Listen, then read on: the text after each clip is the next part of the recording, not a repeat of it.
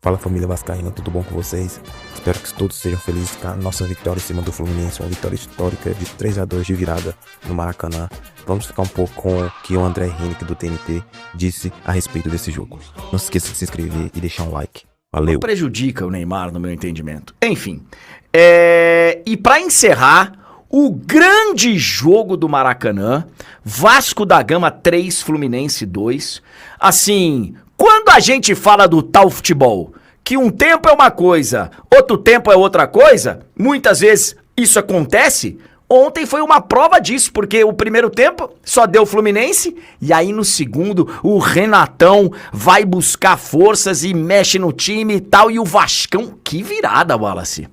Eu aprendi com o meu amigo Ricardinho Martins que isso é futeboles, né? Isso aqui é futeboles.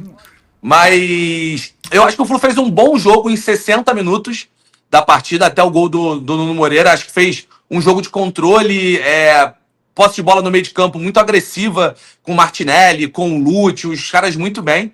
E depois disso, eu acho que o Flu tem problema no banco, sabia, André? Quando sai o Lúcio, entra o Ganso. Quando sai o Martinelli, entra o Otávio. Começa a sair os jogadores, os bons mesmo, que vão ganhando o jogo pro Fluminense, a coisa vai começando a ficar enrolada. E o Vasco teve muitos méritos, na minha visão, de entender que a bola aérea do Fluminense foi muito frágil ontem, de novo, tá? Não tem novidade.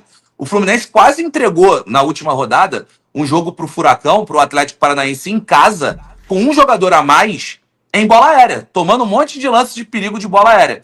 Eu acho que o Vasco foi muito inteligente. O Cuiabano ontem dando assistência, importante de novo, cruzamento pro gol do Spinelli, e depois o gol do Thiago Mendes. Thiago Mendes, esse que para mim é peça fundamental dessa maior competitividade do Vasco pós-Diniz. E eu acho, cara, que o primeiro ponto quem recebe times do Diniz recentemente, recebe terra arrasada. Isso para mim é quase evidente, assim, né?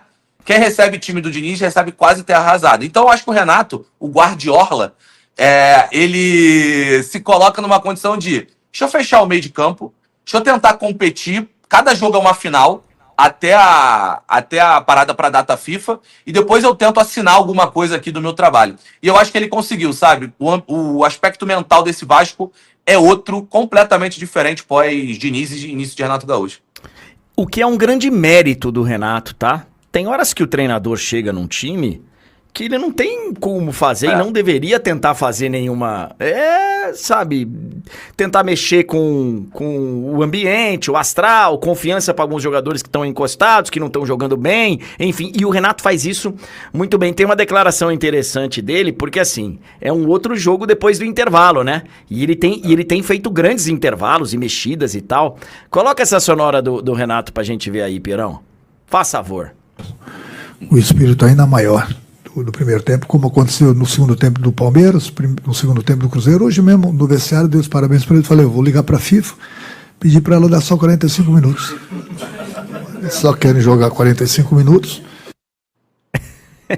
Pô, aliás, o Renato é muito bom de coletivo. Ele é muito bom, cara, ele é muito bom. E tem jogos que só tem 45 minutos mesmo de bola rolando. Mas a gente entendeu o que ele quis dizer. E assim, o Renato, ele é muito menosprezado por muita gente.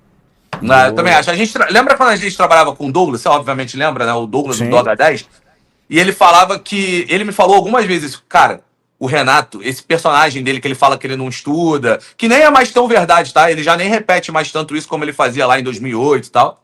Ele é um personagem, cara. Se você pegar o treino, o Renato tem coisas táticas, ele vai te ensinando, ele vai no detalhe do dia a dia, ele é estudioso pra caramba, e ele usa esse personagem meio que pra se proteger da imprensa e pra se proteger das críticas. Fato assim, André, que o Vasco, ele pelo menos me parece um time que não desmorona na primeira dificuldade. E eu acho que isso é muito Diniz.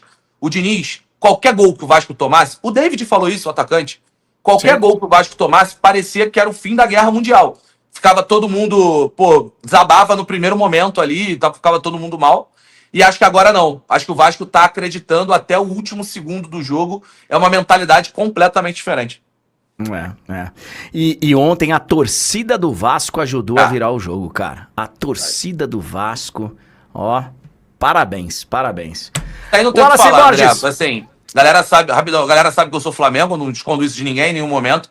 Mas se tem uma torcida que eu tenho total e exímio e profundo respeito à torcida do Vasco, é sacanagem que a torcida do Vasco faz num século com mais porrada, tomou muito mais porrada do que deu sorriso. Então, torcida do Vasco ganhar um clássico, como eu acho que eu tô contigo, acho que a torcida do Vasco ganhou o clássico ontem, é só algo que a torcida do Vasco tenta fazer todo dia. É se o time vê se vai junto ou não. Wallace Borges, você está no de placa hoje, certo? Tô no de placa. Tô no de placa.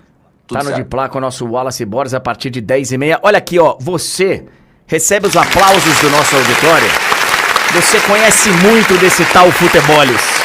E pra galera que quer acompanhar você mais de perto, o canal no YouTube, o arroba do Instagram é Wallace Borges, @Wallace Borges. E o canal no YouTube onde você faz análises ainda mais profundas do futebol.